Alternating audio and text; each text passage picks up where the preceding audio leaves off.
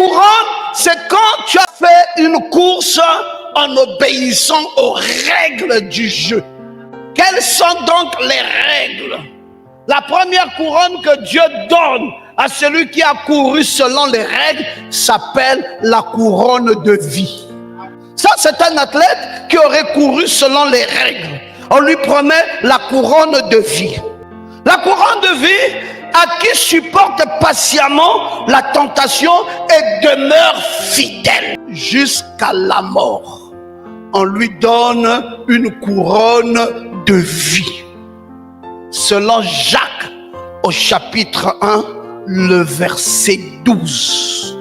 On donne à celui-là qui a couru en respectant les règles de jeu une couronne de vie.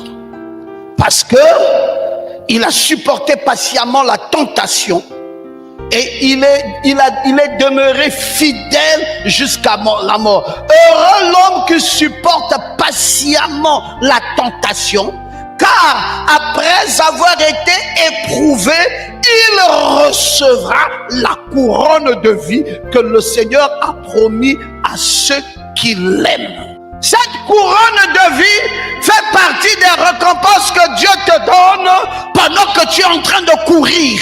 Dis avec moi, pendant que je suis ici. Alors je cours d'après les règles. J'ai été tenté ici. J'ai supporté patiemment la tentation. J'ai été éprouvé. Il y en a qui m'ont dit d'abandonner Christ, d'abandonner la foi. Il y a eu des tentations de tout genre, mais je me suis maintenu. Alors Dieu décide de me couronner.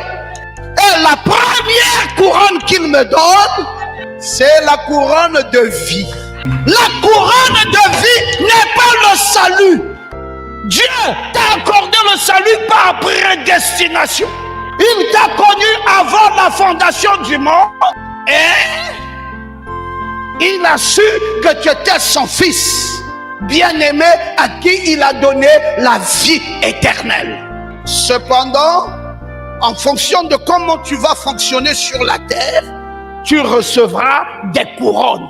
La couronne de vie, c'est quand tu auras patiemment supporté la tentation et que tu aurais été fidèle jusqu'au jour où la mort te prend.